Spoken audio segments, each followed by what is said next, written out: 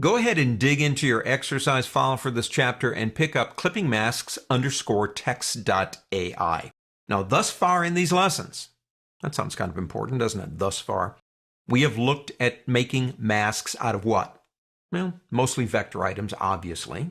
But we were even bold enough to take a photograph of the state of Kansas and actually convert it using that awesome tracing feature into a vector so we could use that. We have one more area to explore here with clipping masks, and that would be text. Now, text fits the bill of having to be vector. This text right here is actually called cracked.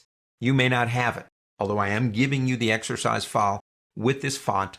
Your system needs it or it could have a problem. Now, that's not really a big deal if it substitutes the font when you think about it. We're not talking about the font we're using. We're talking about how it works with text. So if you have to choose a different font, that's fine. We have two ways to make this mask from this point forward. Number one, we could just make it right now, and that's what we're going to do. But number two, if you want to do this, you could go up to the word type and then tell the computer to create outlines. Now that, of course, means it is no longer selectable as text. You can't change it, and actually that's what we're going to do. So with our selection tool on right here, let's go ahead and select this area. Now remember, I just grabbed a little piece of clouds and a little piece of the clouds in the background. Remember, in Adobe Illustrator, if you grab a little piece, you get the whole thing. And with that done, go up to the word object on the pull-down menu and go down to Clipping Mask, Make. And, well, there's a start anyway. But maybe we, I don't know, misspelled it. Or maybe we just don't like the word clouds anymore. Well, we can change that. If you don't have the text tool selected, come over here and just double-click, and you will go into type mode. It'll take you there, and then double-click again to select it. Let's type in cloudy as opposed to clouds. I can come back up and pick up my selection tool.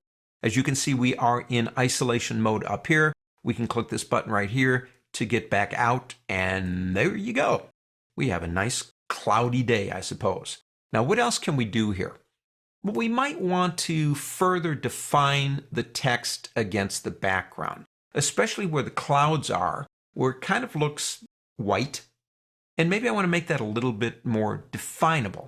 So let's come down here and select it. Just go ahead and click and select it. Come over here into your strokes.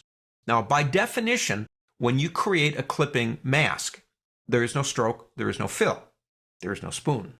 What I want to do here is give it a little bit of weight, as they say. And I can give it weight, and there you go. Now, we could change the color. We could use a different kind of stroke.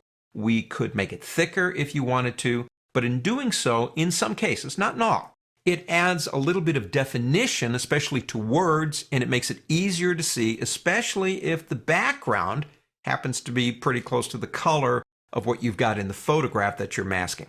Well, there you go. Clipping mask with text. On to the next.